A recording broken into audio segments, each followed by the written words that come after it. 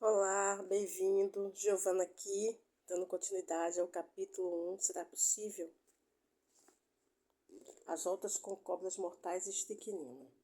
À medida que a energia se intensifica, o pregador pode acender uma chama em um recipiente em cima do púlpito e manter a mão sobre ela, permitindo que as línguas de fogo rocem a palma estendida antes de pegar o recipiente para passar a chama lentamente sobre os antebraços nus. Ele está só no aquecimento. Os congregados logo começam a se balançar e colocar as mãos uns sobre os outros, falando em línguas estranhas e pulando para cima e para baixo, dançando ao ritmo da música em louvor ao seu Salvador. São tomados pelo Espírito que chamam de ser ungido. Então é hora de o pregador abrir uma das caixas, meter a mão lá dentro e tirar uma cobra mortal. Em geral, cascavel, boca de algodão ou cabeça de cobre. Ele também dança e transpira enquanto segura a serpente pela metade do corpo desta. A cabeça da cobra fica assustadoramente perto da cabeça e da garganta do pregador.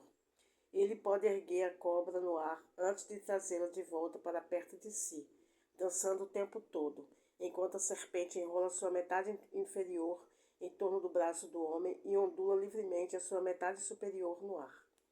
A seguir, o pregador pode pegar uma segunda e até uma terceira cobra das outras caixas de madeira. Os homens e mulheres da congregação podem juntar-se a ele no manuseio das serpentes ao sentirem a unção sobre si. Em alguns serviços, o pregador pode até mesmo ingerir veneno, como estricnina, sem sofrer qualquer efeito nocivo. Embora os manipuladores de serpente às vezes sejam picados, isso não acontece com frequência, considerando os milhares de serviços nos quais crentes febris metem a mão dentro daquelas caixas de madeira sem um pingo de dúvida ou medo. Mesmo quando são picados, nem sempre morrem, ainda que não corram para o hospital, preferindo que a congregação se junte a eles em prece. Por que essas pessoas não são picadas com mais frequência? E por que não há mais mortes quando picadas? Como conseguem entrar em um estado mental em que não tem medo de criaturas venenosas de picada sabidamente mortal? E como esse estado mental pode protegê-las? Existem ainda demonstrações de força extrema em situações de emergência, conhecida como força histérica. Em abril de 2013, por exemplo, Hannah Smith, de 16 anos, e sua irmã Hailey, de 14, de Lebanon, no Oregon, levantaram um trator de 1.300 quilos para libertar o pai, Jeff Smith, preso embaixo do veículo.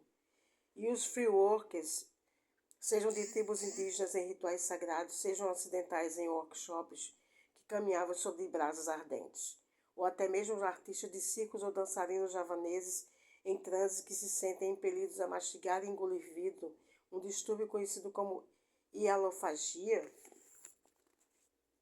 Como essas façanhas aparentemente sobre-humanas são possíveis? Será que tem algo essencial em comum? Será que no auge de sua crença inabalável, essas pessoas de alguma forma modificam seu corpo de tal modo que se tornam imunes ao ambiente? Será que a crença ferrenha que impondera os manipuladores de cobras e os caminhantes do fogo também provoca o contrário, fazendo-nos causar mal a nós mesmos e até morrer, sem que tenhamos consciência do que estamos fazendo? Vitória sobre o voodoo. Em 1938, na zona rural de Tennessee, um homem de 60 anos de idade passou 4 meses ficando cada vez mais doente, até que a esposa o levou a um hospital de 15 leitos na periferia da cidade. Àquela altura, Vance Verdes, nome fictício, tinha perdido mais de 20 quilos e parecia à beira da morte. O médico Drayton Doherty suspeitou que Vanders tivesse tuberculose ou possivelmente câncer, mas repetidos testes de raio-x deram negativos.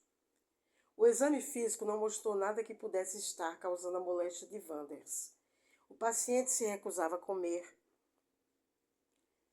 então foi colocada uma sonda alimentar, mas ele teimosamente vomitava tudo que era dado via sonda. Vanders continuou piorando, insistindo na convicção de que iria morrer. Por fim, mal conseguia falar. O óbito parecia próximo, embora o Dr. Doherty ainda não tivesse ideia de qual o problema do homem. Transtornada, a esposa de Vanders pediu para falar com o Dr. Doherty, em particular, e fazendo-o jurar segredo. Contou que o problema do marido era ser vítima de voodoo.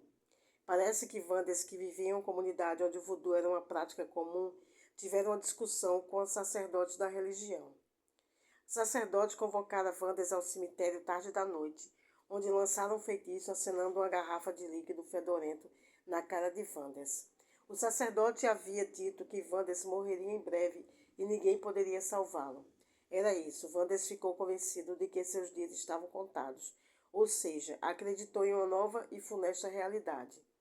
Derrotado, voltou para casa e dali em diante se recusou a comer. A esposa acabou levando-o para o hospital.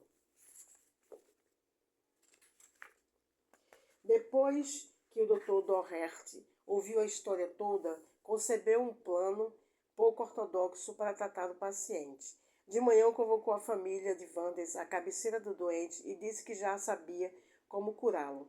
A família ouviu atentamente enquanto o Dr. Doherty desfiava sua fabulação. Ele contou que na noite anterior tinha ido ao cemitério depois de passar uma conversa com o sacerdote de voodoo para que se encontrasse com ele e revelasse como havia enfeitiçado Wanders. Não tinha sido fácil, ressaltou Doherty. O sacerdote não queria cooperar, é claro, mas acabou cedendo quando o Dr. Doherty o imprensou contra uma árvore e o esganou. O Dr. Doherty disse que o sacerdote confessou ter esfregado uns ovos de lagarto na pele de Wanders. Os ovos foram parar no estômago e lá chocaram. A maioria dos lagartos havia morrido, mas um grande sobrevivera e agora estava comendo o corpo de Wanders por dentro. O médico anunciou que tudo o que tinha de fazer era remover o lagarto do corpo de Wanders e o homem ficaria curado. A seguir chamou a enfermeira que chegou solenemente, trazendo uma grande seringa cheia do que o Dr. Doherty afirmou ser um remédio poderoso. A seringa estava cheia de uma droga que provocava vômito. O Dr. Doherty inspecionou a seringa com cuidado para se certificar de que estava funcionando direito e depois injetou cerimoniosamente o fluido no paciente assustado. Saiu do quarto pomposamente, sem dizer mais uma palavra à família atordoada. Não demorou muito para o paciente começar a vomitar. A enfermeira alcançou uma bacia. Wanders arquejou, gemeu e vomitou por um tempo. Quando o Dr. Doherty julgou que o vômito estivesse no fim, reentrou no quarto confiante. Aproximando-se da cabeceira, enfiou a mão na maleta preta do médico e pegou um lagarto verde, escondendo-o na palma da mão, sem ninguém perceber. Então, quando Wanders vomitou de novo, largou o réptil dentro da bacia. Olhe, Vance, gritou o médico na hora, no tom mais dramático possível. Veja o que saiu. Você está curado. A maldição do voodoo foi levantada. O quarto ficou um rebuliço. Alguns membros da família tombaram no chão a gemer. Wanders saltou para longe da bacia, zonzo e de joelhos esbugalhados e de olhos esbugalhados. Em questão de minutos, caiu em sono profundo por mais de 12 horas. Quando enfim acordou, estava faminto. Comeu tanto e com tamanha avidez que o médico temeu que seu estômago explodisse. Dentro de uma semana, o paciente havia recuperado todo o peso e vigor.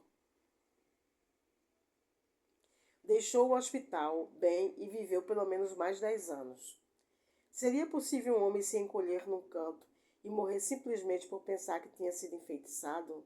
O feiticeiro contemporâneo, adornado com um estetoscópio e segurando um receituário, fala conosco com a mesma convicção que o sacerdote de voodoo falou com Wanders. E será que nossa crença é a mesma? Se for verdade que uma pessoa pode a algum nível decidir morrer, então será também verdade que uma pessoa com a doença terminal pode tomar a decisão de viver? Uma pessoa pode mudar seu estado interno de modo permanente, abandonando a identidade de vítima de câncer ou de artrite, de paciente com doença cardíaca ou Parkinson, e simplesmente entrar em um corpo saudável com a mesma facilidade que tira um conjunto de roupas e veste outro? Nos próximos capítulos, vamos explorar o que é realmente possível e como isso se aplica a você.